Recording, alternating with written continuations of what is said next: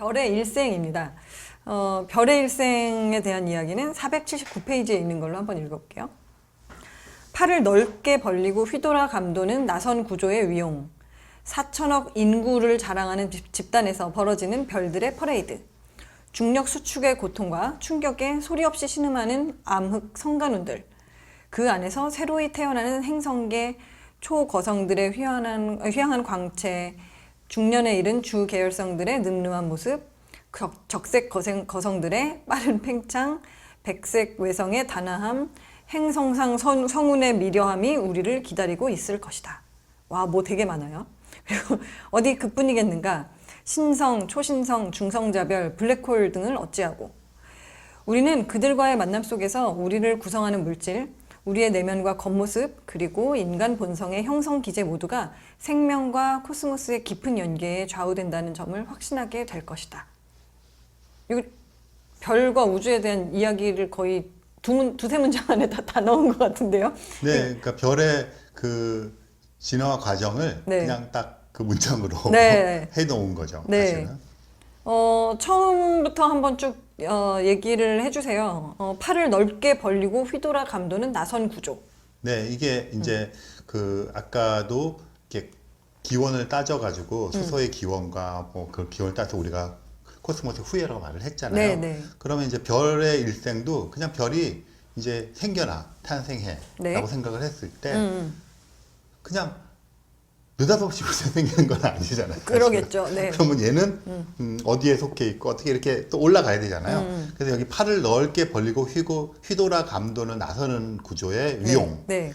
뭐 4천억 인구를 자랑 이게 우리 은하 얘기를 하는 거예요. 그러니까 우리가 지금 태양계에 살고 있잖아요. 네. 그럼 태양 같은 별이 있고 옆에 뭐 지구, 화성 같은 행성이 이렇게 돌고 있고 네. 이런 걸 이제 태양계라고 부르는데 네. 우리가 살고 있는 우리의 이제 그 별을 태양이라고 부르니까 태양계라고 부르는 거고요. 네. 이런 거를 항성계 또는 행성계 이렇게 네. 부르는데 네. 이게 엄청 많아요. 그래서 이 4천억이라는 거는 우리가 살고 있는 우리 은하 안에 네. 이 태양계 같은 것들이 한 4천억 개가 있다.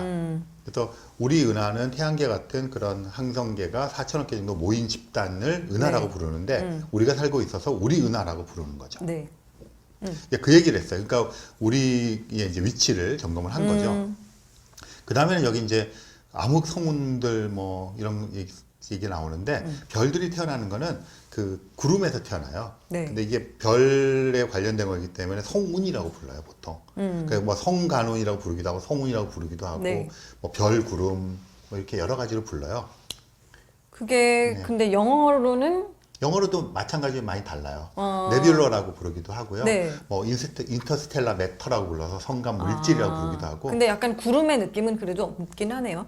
네, 그러니까 구름이라고도 불러요. 인터스텔라 클라우드라고도 불러요. 오. 그러니까 이제 네. 이게 그 수소라고 하는 거는 기체 상태인데 네. 그 가스들이 모여 있는 거죠. 그러면 이제 우리가 가스가 모여 있고 이러면 이제 구름 같은 형태 모여 있는데 거기에는 먼지도 있어요. 고체. 그런 게 섞여 있는 이렇게 모여 있는 상태라서 네. 그걸 그냥 클라우드라고 부르기도 하고 네뷸레라고 부르기도 하고 네. 매터라고 부르기도 하고. 네. 그래서 이제 막 혼용해 쓰는데 통상적으로 보통 이제 그 일반인들을 위한 이런 책에서는 성운이라는 말을 많이 써요. 네. 그래서 천문학자들은 그 성간 물질이라는 말을 많이 써요. 그래서 이제 여기는 성간운이라고 썼는데 네. 뭐 비슷한 이야기 네, 듭니다. 네. 그래서 어쨌든 그런 수소가스와 뭐 다른 이제 원소들이 있는 가스와 먼지가 모여 있는 이 성운이라는 집단이 있는데 네. 그 뭐든지 그렇지만 이 성운도 이렇게 막 수소도 있고 뭐가 있을 이렇게 있을 거 아니에요. 네. 근데 그냥 내부적이든 외부적이든 자극이나 이런 게 없으면 그냥 되게 안정되게 있는 거죠. 네. 근데 얘가 너무 커져요.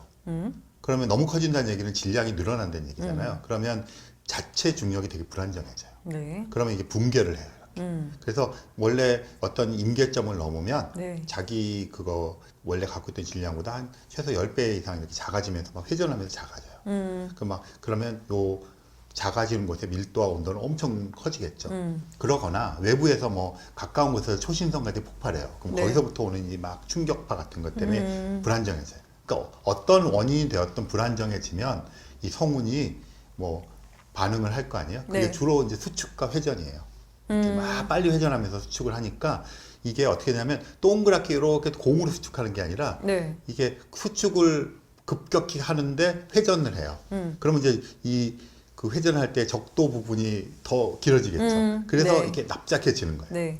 그러면 이제 가운데는 밀도가 되게 높으니까 별이 탄생하고 옆에 행성 같은 게 막 탄생하는 거죠. 그러니까 그런 게 별이 탄생하는 거고요. 네. 한마디만 덧붙이자면 별이 탄생을 하는데 네. 처음에 성운이 큰 것도 있고 작은 것도 있을 거 아니에요. 네. 큰 거는 큰 별이 되고요. 작은 건 작은 별이 되는 아, 거예요. 그럼 너무 당연하겠죠? 그러네요. 그래서 그 태어날 때 엄청 큰 별이 태어나고 좀 작은 별이 태어나고 이렇게 여러 가지 달라요. 그러면 얘네들이 일생을 살 때도 네. 큰 별은 크니까 빛을 많이 내겠죠. 네. 밝아요. 네. 근데 빛을 많이 내면 빛을 양껏 많이 내려면 속에서 뭐를 작동을 많이 해야 되잖아요. 네, 그러니까 네. 에너지를 많이 써요. 일찍 죽어요. 음.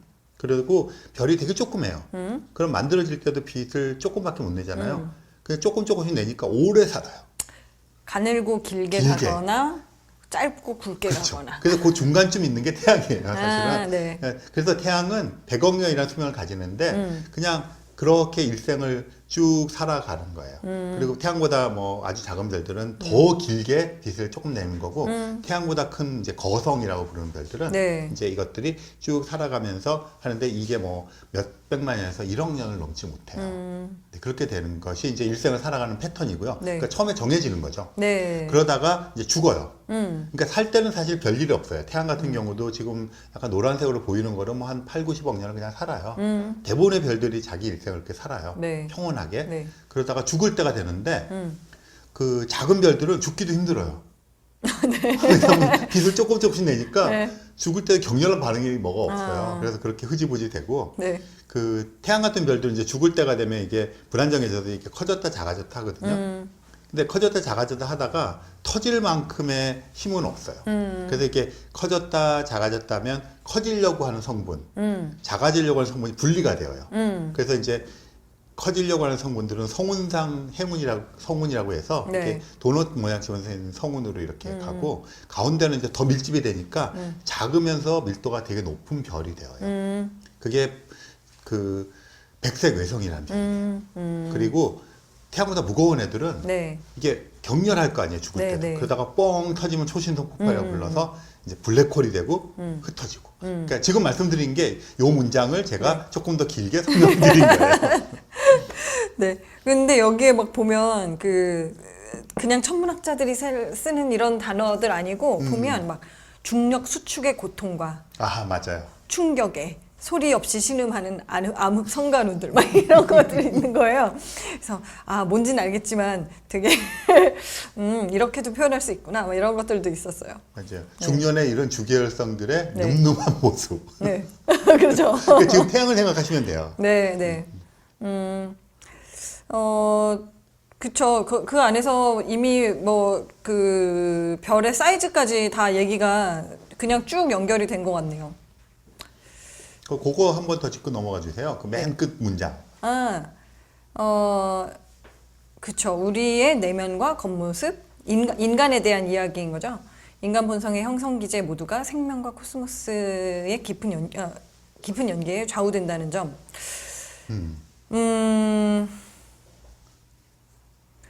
그러니까 이게 그 앞에서 네. 코스모스 후예라고 말을 해놨잖아요. 네. 그러면 후예래. 그래서 근데 어떻게? 네. 그리고 지금 이제 막 별의 일생을 하면서 얘기를 깔아놨잖아요. 네. 그럼 이제 그 다음에 뭔가 왜 우리가 우리 인간의 본성 형성 기제 그러면 그렇죠. 사실은 인간의 본능에 대한 이야기인데 그게 왜 어떻게 이런 질문을 던지잖아요. 네. 그 얘기를 이제 정리를 한번 더해서 던져주는 것 같아요. 요 다음으로 넘어가기 위한 이야기일 그런 것 수도 같아요. 있겠네요. 네네. 네.